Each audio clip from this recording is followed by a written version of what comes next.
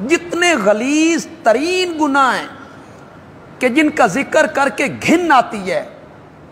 طبیعت متلا جاتی ہے وہ مومن کلمہ پڑھتا ہے، شریعت نے اس کا جنازہ پڑھنے سے منع نہیں کیا، لیکن جب مشرک کی بات آئی تو قرآن نے پابندی لگائی، ما کان للنبی والذین آمنوا ان یستغفروا للمشرکین ولو کانوا اولی قربا، ولو کانوا اولی قربا، یہ ذرا مشکل سی نا، اگرچہ وہ قریبی رشتہ دار ہی کیوں نہ ہو، باپ ہو، چچا ہو، ماموں ہو، بیٹا ہو، بھائی ہو، پڑوسی ہو، کلیگ ہو، قریبی رشتہ دار ہو، اگر شرک کا ارتکاب کیا اور بغیر توبہ کیے معاف مر گیا، اللہ نے فرمایا ما کان للنبی والذین آمنوا، کسی نبی کو مناسب نہیں، کسی مومن کو مناسب نہیں ان یستغفروا للمشرکین، کہ وہ بخشش طلب کریں کس کے لیے؟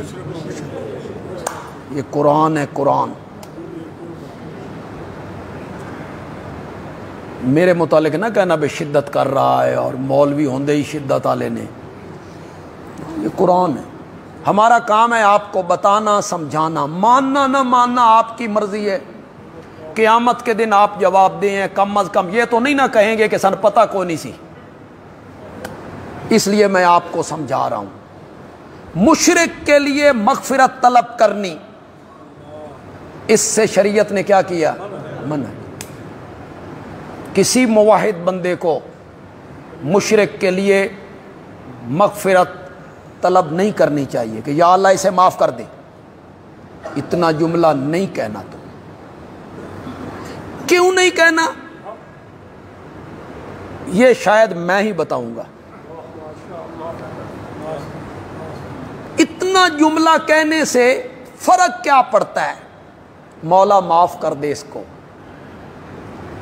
تو معاف نہ کری، میں نے کہہ لیا ہے، عذرائے مروت کہہ لیا ہے، اللہ نے فرمایا نہیں، تو میرا مومن بندہ ہے، تیرے نال میری دوستی ہے، تو میرا دوست ہے، دوست، تیرا میرا جھگڑا چنگا نہیں لگدا،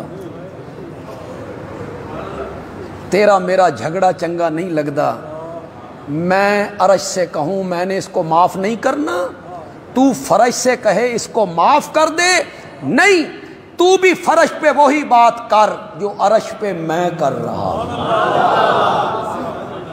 تو میرا دوست ہے، تو میرا موحد بندہ ہے، تیرا میرا جھگڑا چنگا